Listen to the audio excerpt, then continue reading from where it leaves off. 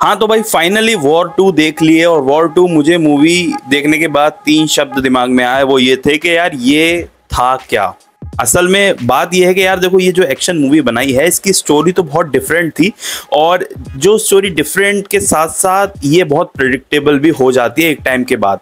यानी कि आप एक टाइम के बाद कुछ कुछ चीज़ें प्रिडिक्ट करने लग जाते हो और वो चीज़ें आपको इसमें देखने को मिल जाती हैं। तो कुछ हद तक जो मेरा इसका ट्रेलर का रिव्यू था वैसा ही कुछ मुझे एक्सपेक्टेशन थी, और मुझे वैसा ही कुछ देखने को मिला। बताता हूँ, पूरी बात करूंगा, स्पॉइलर नहीं दूंगा। देखो, सबसे पहली बात करें इसकी स्टोरी की, तो स्टोरी इसकी अलग रखी थी थोड़ी सी, लेकिन अगर वॉर 1 से कंपेयर करें इसमें, तो वॉर में जो था वो बहुत बड़ा एक ट्विस्ट था। इसमें एक बहुत बड़ा ट्विस्ट नहीं है, कई सारे माइनर ट्विस्ट हैं, मतलब हर पॉइंट पर आपको कुछ कुछ ट्विस्ट देखने को मिलेंगे। तो ये वाली चीज में थोड़ी सी अलग होती है, स्टोरी भी थोड़ी डिफरेंट थी लेकिन प्रिडिक्टेबल थी। और यकीनन ये बात होती है, जब भी कोई सीक्वल आता है तो उसका डायरेक्टली कंपैरिजन जो होता है उसके प्रीवियस पार्ट से होता है। अब इन्होंने जो वॉर 1 आई थी जिसमें ऋतिक रोशन और टाइगर श्रॉफ देखने को मिला था, तो उसकी जो स्टोरी है कहीं ना कहीं कंटिन्यू की है वॉर 2 में, लेकिन उसको एक अलग एंगल पर ले जाने की कोशिश जरूर की थी इन्होंने। लेकिन बहुत हैवी वीएफएक्स, हैवी एक्शन से लोडेड थी ये मूवी।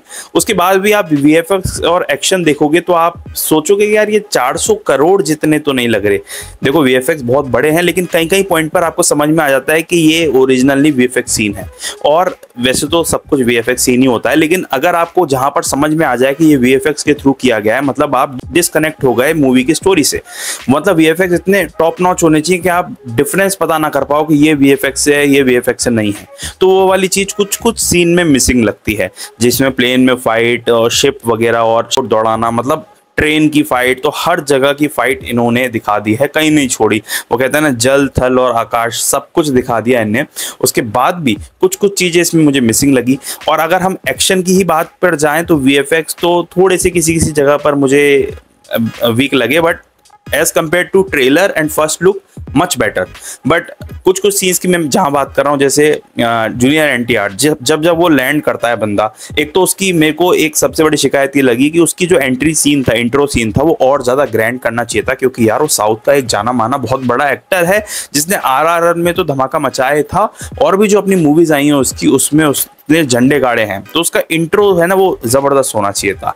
वहीं अगर ऋतिक की बात करें तो उसका इंट्रो वॉर 1 के कंपैरिजन में तो कहीं भी नहीं था, बढ़िया था। जापान में जाता है ऋतिक और वहां कुछ फाइटिंग वगैरह करता है, तो ये मूवी की स्टार्टिंग में ये सीन्स आपको देखने को मिलते हैं। बट जूनियर एनटीआर का जो इंट्रो सीन है वो थोड़ा सा कमजोर लगा। अब वो बंदा कई बार जो है वो लैंड करता है अपने पैरों पे, जैसे कि सुपरमैन कूद के और एकदम बैठता है ना, तो आप लिटरली मूवी में देखोगे तो कई बार उसकी एंट्री वैसी हुई है कि वो ऊपर से कूदता है और बिल्कुल घुटनों के बल बैठ जाता है। तो हेड्स ऑफ टू हिज घुटना। लेकिन उसके बाद भी कुछ कुछ सीन्स में हम इम्प्रेस नहीं हो पाते।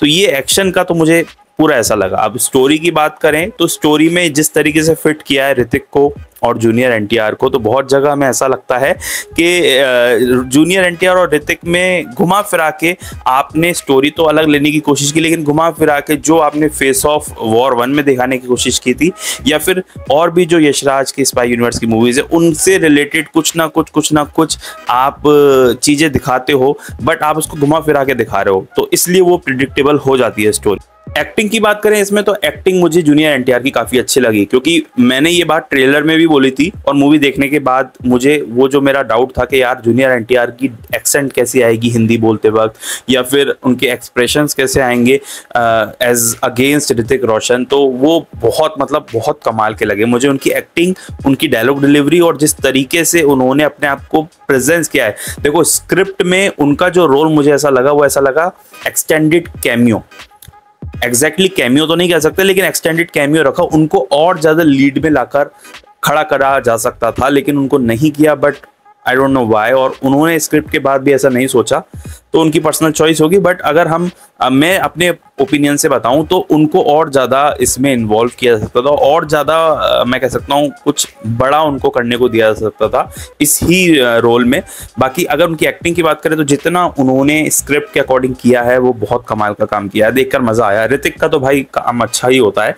कियारा का मुझे ऐसा लगा, मुझे कियारा से बहुत एक्सपेक्टेशन थी, लेकिन कियारा का रोल बहुत लिमिटेड रख दिया। देखो, एक तो एक ऑफिसर दिखाई है कियारा, उसके बाद उनको 2-3 बार एक्शन सीन्स में और गोलियां चलाने में उनका यूज़ किया, और उसके बाद बिकनी वाले एक गाने में यूज़ किया, तो वो मुझे ऐसा लगा कि बस उनका रोल उतना ही क्यों सीमित रखा, एक बड़ा रोल दिया जा सकता था। मे बी ड्यू टू हर कुछ भी और XYZ रीजन हो सकता है, लेकिन उसके बाद भी मुझे ऐसा लगा कियारा का रोल और बढ़ाया जा सकता था, बट उनको जितना रोल मिला है उन्होंने ठीक ठाक किया है।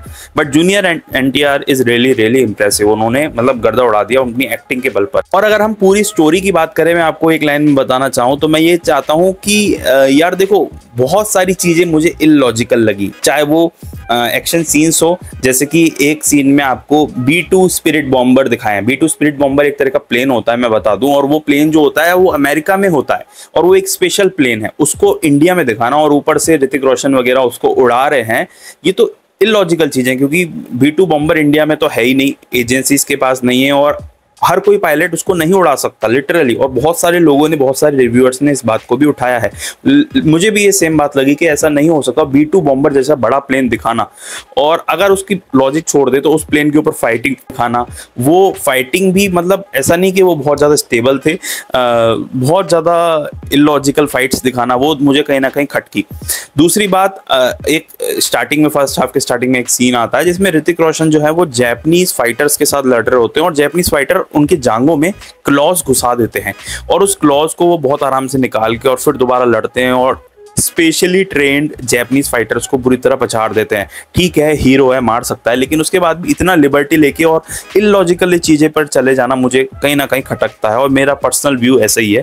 जिन लोगों को सिर्फ एक्शन, प्योर एक्शन ही देखना है, उसमें कोई लॉजिक नहीं ढूंढना, सिर्फ एक्शन, मार धाड़, प्लेन उड़ रहा है, बोट उड़ रही है, रेसिंग ट्रैक पर जा रहे हैं, तो ये सब चीजें देखनी है, बर्फ में जा रहे हैं, तो उन लोगों को ये मूवी बहुत बहुत बहुत कमाल की लगेगी। लेकिन मैं जहां पर थोड़ा बहुत लॉजिकल सीन्स ढूंढने की कोशिश करता हूँ, रॉ एक्शन देखना चाहता हूं, वहां पर मैं थोड़ा सा डिसअपॉइंट हुआ, क्योंकि VFX के माध्यम से आपने कुछ चीजें ऐसी दिखाई जो बिल्कुल भी लॉजिकल नहीं है। अच्छा, दूसरी तरफ आप, मुझे कंफ्यूजन में लगा थोड़ा सा इस सीन, इस मूवी का थोड़ी सी स्क्रिप्ट। कारण ये था कि आपको जूनियर NTR को हल्का सा नेगेटिव भी दिखाना है, और उसके बाद जूनियर NTR को एक ग्लोरीफाई कैरेक्टर भी करने की कोशिश करना है, तो उसके बाद आप इतनी सारी चीजें और कई सारी चीजें पर स्ट्रेच लगा मुझे, बहुत सारे सीन्स, बहुत सारी स्टोरीज को बहुत स्ट्रेच डाल दिया। कारण ये था कि आप जूनियर NTR और ऋतिक का पास्ट दिखा रहे हो, बचपन दिखा रहे हो, और उसके बाद पास्ट में क्या स्टोरीज हुई वो दिखा रहे हो, कनेक्ट कर रहे हो, फिर आप जूनियर NTR को और ऋतिक का फेस ऑफ दिखा रहे हो, एक्शन सीन दिखा रहे हो, तो कई सारे मोमेंट्स पर ऐसा लगा कि इन्होंने जितनी स्टोरी चाहिए थी उससे ज़्यादा पास्ट वाला चीज़ें भी डाल दी कि बचपन में क्या हुआ, उसके बाद बहुत सारे प्रीवियस केसेस भी डाल दिए, तो बहुत ज़्यादा स्ट्रेच कर दी स्टोरी। इतनी स्ट्रेच की ज़रूरत नहीं थी, और 2 घंटे और लगभग 53 मिनट के आसपास में आपको ये लगने लग जाता है कि यार ये मूवी बहुत ज़्यादा स्ट्रेच की गई है। अगर इसको क्रिस्प रखा जाता तो और ज़्यादा इम्पैक्टफुल हो सकती थी मूवी।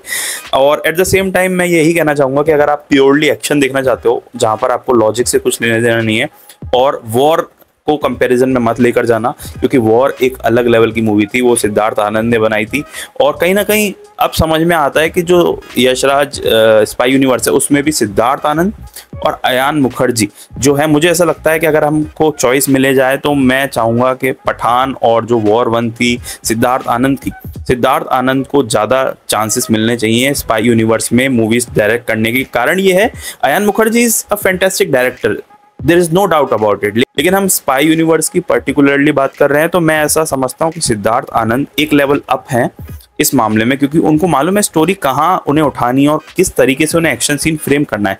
बहुत सारी चीज़ें इस मूवी में, इंक्लूडिंग सॉन्ग्स में भी मुझे कुछ खास मज़ा नहीं आया, चाहे वो ऋतिक और जूनियर NTR का फेस ऑफ वाला भी हो, चाहे वो कियारा वाला भी हो। तो आपको कहीं ना कहीं ऐसा लगता है कि यार कुछ जगहों पर आपको चीज़ें सेट नहीं कर पाए Ayan Mukerji. So that's why I feel, although आपको एंटरटेनमेंट तो देगी जाएगी मूवी, लेकिन वॉर 1 के कंपैरिजन में नहीं। और लिटरली अगर आप बहुत ज़्यादा इन्वॉल्व होकर मूवी को देखोगे तो आपको समझ में आएगा कि कुछ चीज़ों पर गलतियाँ आपको भी सामने दिखेंगी। और अगर आप कैमियो की बात करो तो इसमें कोई भी SRK सलमान का कैमियो नहीं है, जैसा कि मुझे लग रहा था वो नहीं है कैमियो। और एक कैमियो जरूर है, वो उस कैमियो के बारे में मैं आपको डायरेक्टली तो नहीं बताऊंगा, लेकिन वो एक आने वाली मूवी के ऊपर, जो स्पाई यूनिवर्स में एक और नई मूवी आने वाली है उसके ऊपर एक बंदे का आपको कैमियो जरूर देखने को मिलेगा, तो बैठे रहना, देख कर जाना उस कैमियो को। लेकिन अगर आप इसी तरह अलग अलग हॉलीवुड या बॉलीवुड की न्यूज़ जानना चाहते हो, मुझसे अलग अलग ट्रेलर, वेब सीरीज या मूवीज के रिव्यूज जानना चाहते हो, तो आप इस चैनल को सब्सक्राइब कर सकते हो। मिलेंगे एक नेक्स्ट वीडियो में, तब तक के लिए थैंक्स फॉर वॉचिंग।